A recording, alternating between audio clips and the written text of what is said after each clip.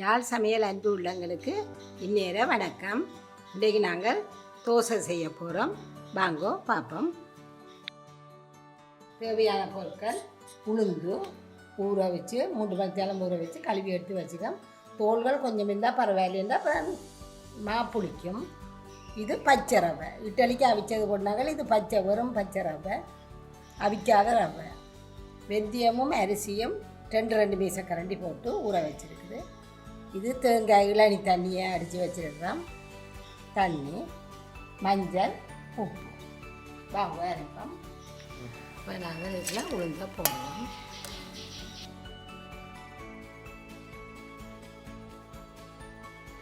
இதுக்குள்ள இந்த வெந்தயமும் அரிசியும் போடுவோம். இந்த சோத்தையும் போடுவோம்.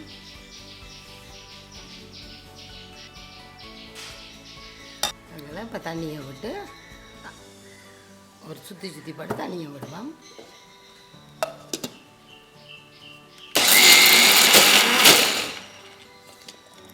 இப்போ நாங்கள் இதுக்குள்ளே தண்ணி விடுறதே நேரம் இங்காலையும் விடுவோம். வாங்குவோம் இங்கால ரவைக்கு இதுக்குள்ளேயும் தண்ணி விட போகிறோம். ஆனால் இட்டலின்னு பார்க்க கூட விடணுமே இருந்தால் பச்சை எல்லாம் அது களியாக வந்துடும்.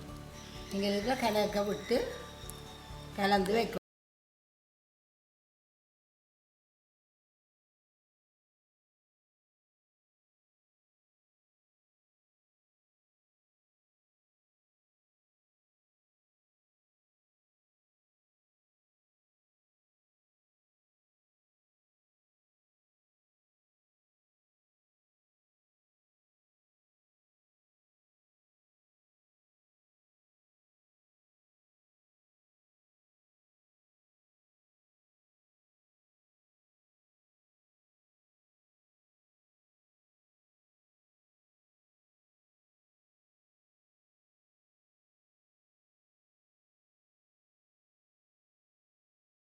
போட்டு அதே மாதிரி அரைப்போம்.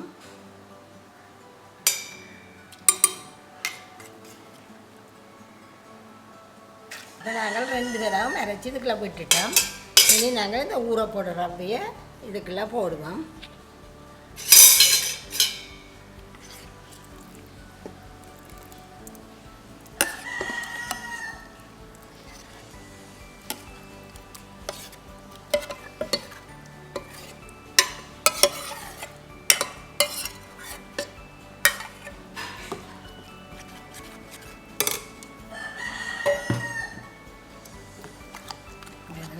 கலந்து நல்லா கலக்கணும். கையால் தான் அடிக்கணும்.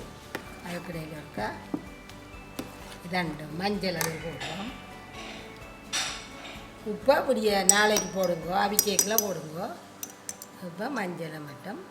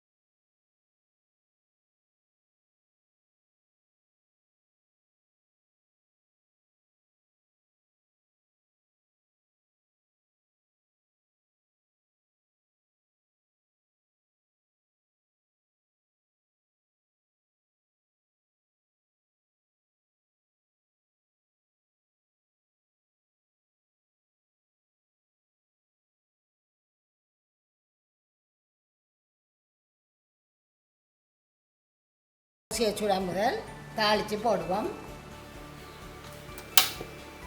இப்போ நாங்கள் இதுக்குள்ள கொஞ்சம் எண்ணெய் விடுவோம் தாளிக்கிறதுக்கு.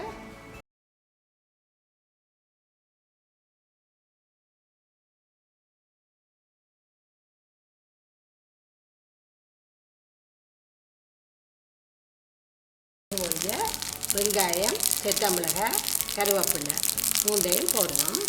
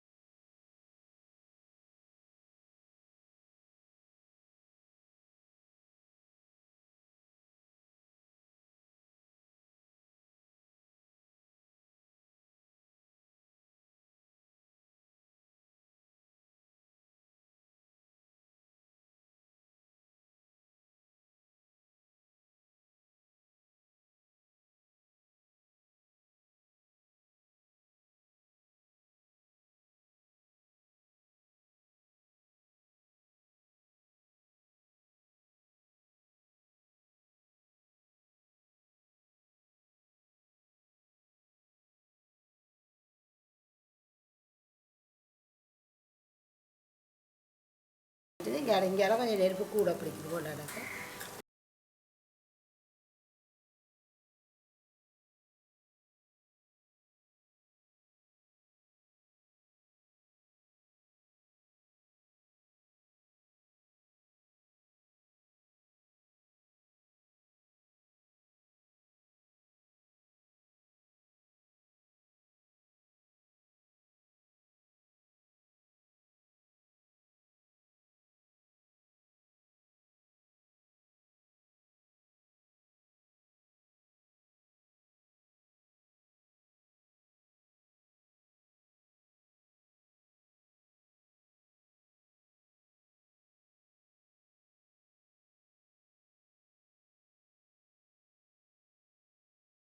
எல்லாத்தையும் சுடுவோம்.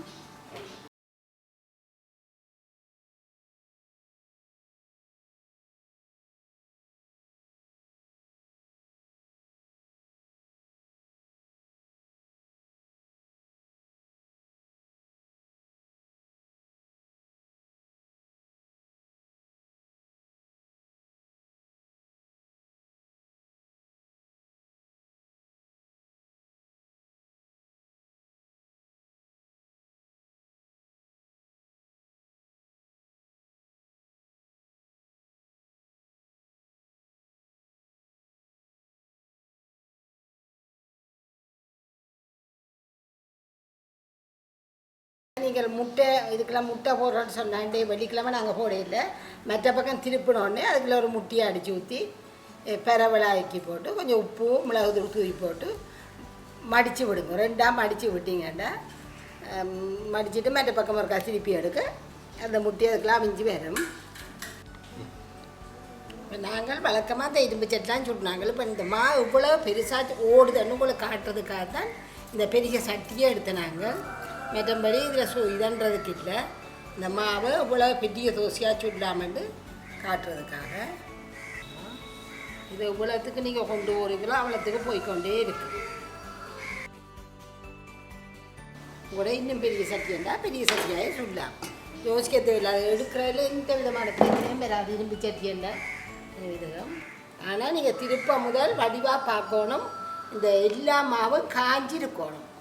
இப்படி இந்த இப்படி பச்சையாக இருக்கைகளை நீங்கள் திருப்பினீங்கன்னா திரும்பப்படாது. நல்ல எல்லாம் நல்ல வடிவாக இந்த இதில் வர்ற மாதிரி காஞ்சி வந்த அப்புறம் திருப்புங்க.